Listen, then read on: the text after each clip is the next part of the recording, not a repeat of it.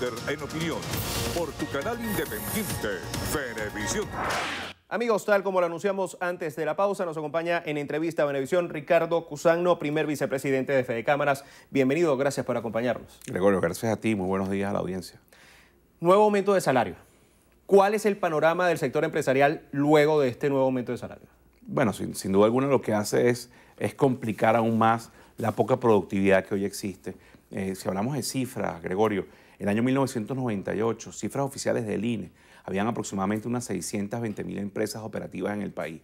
Las últimas cifras oficiales, porque recordemos que el oscurantismo en estadística en Venezuela, producto del no cumplimiento de sus deberes del sector público, es bastante amplio. En el 2014 habían apenas 330.000 empresas productivas. Ya eso te deja la mitad de las unidades de producción y, por supuesto, de las capacidades de empleo. A eso súmale, bueno, en los últimos 4 años, casi bimestral, subidas de salarios, pero que no van acompañadas, primero que no van estructuradas en el marco de lo que los convenios de la OIT refieren, que es estudiados y planteados de la mano de la empresa privada y de los trabajadores, o sea, la tripartita. Aquí se satanizó el diálogo tripartito. Y por eso Venezuela, hoy el Estado venezolano, fue sancionado en el marco de la OIT con la máxima sanción posible, que es la comisión de encuesta. Que nosotros no lo vemos como es una sanción efectivamente al Estado, pero nosotros la buscamos y la promovimos para que sirva más bien como un vehículo de construcción de diálogo social. A eso entonces súmale este nuevo aumento, que lo que hace es elevar el número de ceros en la cifra de los venezolanos, pero no le soluciona el problema de poder adquisitivo, porque no viene de la mano de políticas monetarias donde no se siga incrementando la masa monetaria sin respaldo, sin respaldo de la misma, donde se tenga un control del gasto público, donde se subsane el déficit fiscal, donde se incremente la producción petrolera, que la hemos visto caer de 3.3 millones de barriles desde 1998, apenas 1.3 en lo que va en este momento, 1.3 millones de barriles diarios, es decir, tenemos menos ingresos.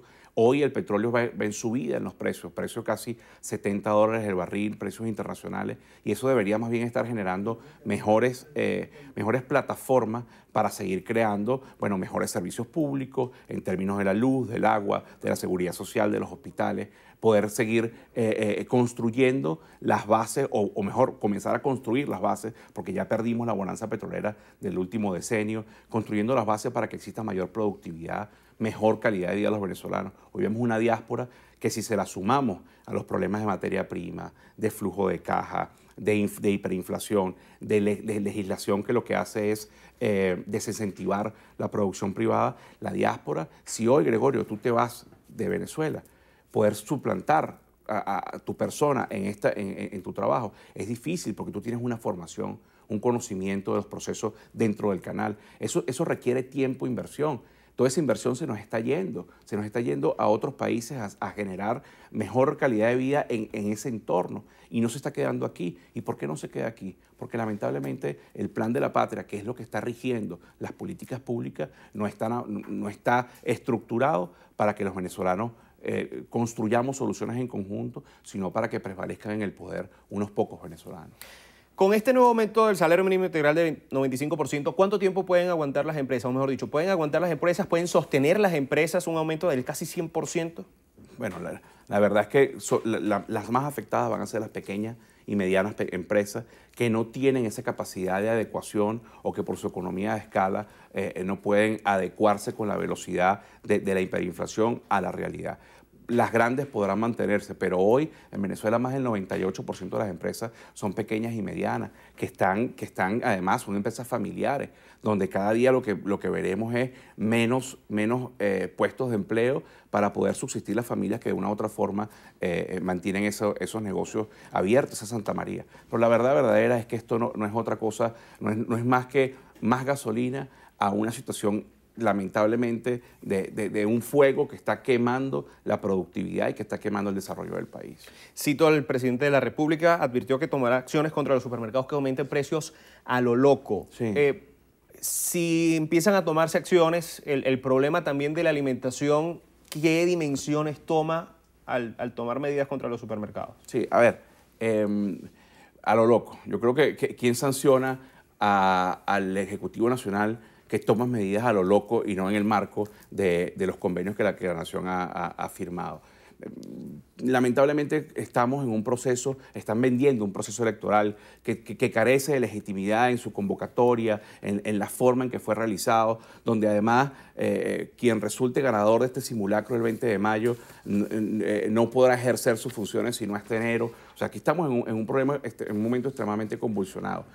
Y pareciera que las políticas siguen siendo para dar dádivas y para generar simpatías donde ya se ha perdido entre el Ejecutivo Nacional y la sociedad venezolana. Vamos a pasar a hablar de la reconversión monetaria. Ya se anunció que el próximo 4 de junio hay un nuevo Bolívar, el Bolívar soberano. Se ha dicho ya que, y por lo menos lo dice desde la Asamblea Nacional, que el país registra 5 meses de hiperinflación y que pudiera terminar este año con una inflación mayor al 13.000% de inflación. ¿La reconversión monetaria ayudaría a paliar la situación de inflación? No, la reconversión monetaria lo que va a ayudar es a que los sistemas administrativos, los sistemas de cobro de las empresas sean mucho más fáciles de entender con los ceros. Y sobre todo el manejo de esta cifra en la cotidianidad de las personas. Ya volvimos, como se había estado en el año 2007, a hablar de millardos, de miles de bolívares. Y bueno, ¿y qué solucionó la reconversión? Pero además una reconversión, Gregorio, que está siendo implementada en apenas 7 semanas. Recordemos que la del año 2007, con unas condiciones económicas, políticas y sociales distintas, fue un proceso de 9 meses de adecuación, de inserción del nuevo cono monetario, de retiro del cono anterior, pero además con unas plataformas tecnológicas que estaban mucho más robustas que lo que actualmente están, ¿no? Entonces, esta reconversión lo que va a hacer es facilitar la forma de expresar los precios, pero si la hiperinflación sigue por falta de medida, sin duda alguna se la va a comer en poco tiempo. ¿Las entidades bancarias venezolanas pueden ajustarse o cuentan con los lapsos suficientes para ajustar sus cajeros automáticos, sus sistemas a una reconversión, a un nuevo escenario monetario para el país? Bueno, lamentablemente nuevamente los ponen a correr a la banca porque esa adecuación de todos los procesos requiere, en algunos casos, nuevos equipamientos, adquisición de software, personal calificado que hoy se ha ido del país y lamentablemente, bueno, seguramente lo harán, porque la empresa privada que aún está, no es que la que antes, la que cerró o la que se fue, los capitales que se fueron no estuvieran, pero la empresa que actualmente sobrevive en Venezuela, prevalece en Venezuela, es porque tiene capacidad de rápida adecuación. Entonces, bueno, lo veremos hacer. Pero a los golpes, a los trastos, ¿qué necesidad hay de que la política monetaria del país, y en este caso la adecuación de una nueva reconversión, se haga con este proceso tan atropellado? Yo creo que ninguna. Lamentablemente, nuevamente, esas son las medidas, para citar las palabras presidenciales, a lo loco que se toman en el Ejecutivo Nacional sin entender el contexto, el entorno y sobre todo los procesos productivos. Hay una denuncia que se hace cada vez más recurrente, que va desde los transportistas hacia los comercios, que es del cobro de los productos a un precio en efectivo y a otro precio en plástico o por transferencia.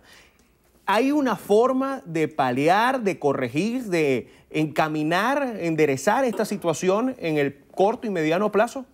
Bueno, sí, sin duda alguna. Lo primero, que tengamos más productividad. En el corto y mediano plazo. ¿Cómo? Bueno, hay que tomar acciones y para esas acciones se requiere poder accesar al crédito internacional nuevamente para poder entonces inyectar eso en los procesos productivos venezolanos.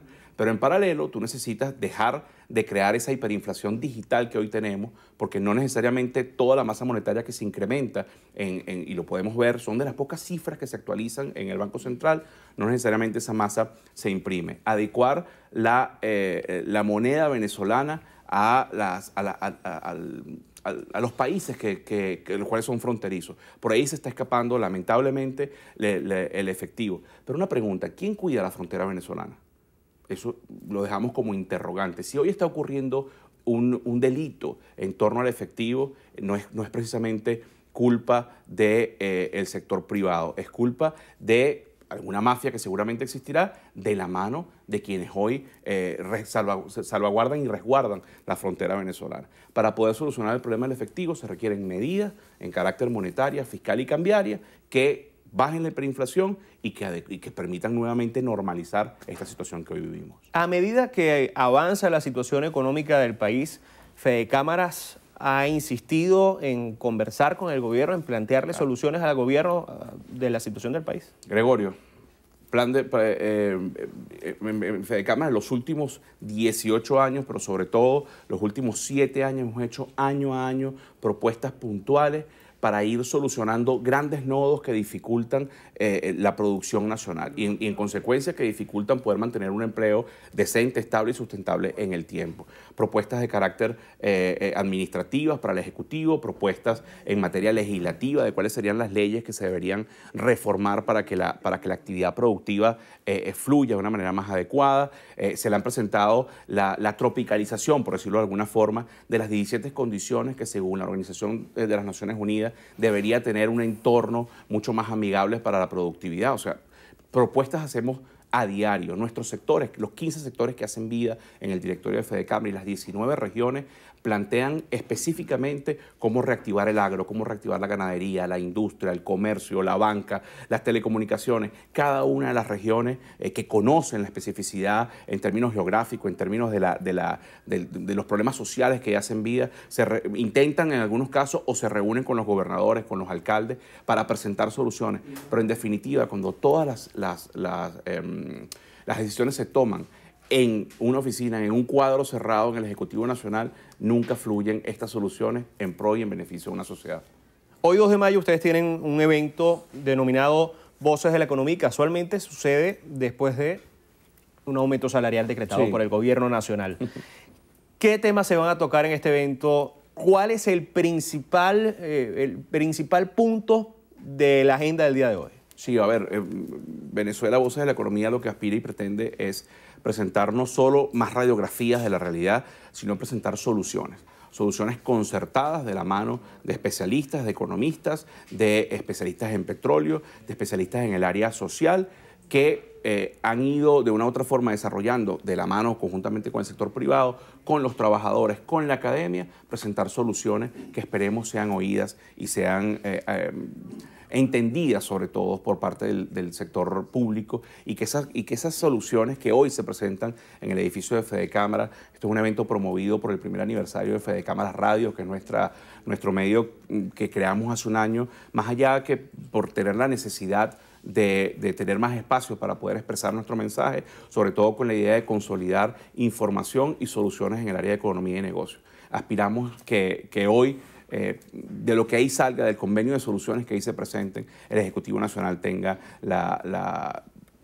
el tino de poder ajustar su rumbo hacia soluciones concertadas, pero sobre todo en el marco de una constitución, que es lo que siempre planteamos en el sector privado. Respeto al marco legal que nos rige, que es nuestra constitución y no el plan de la patria. Nos queda un minuto, pero quiero tocar un tema muy importante, que para mí es muy importante.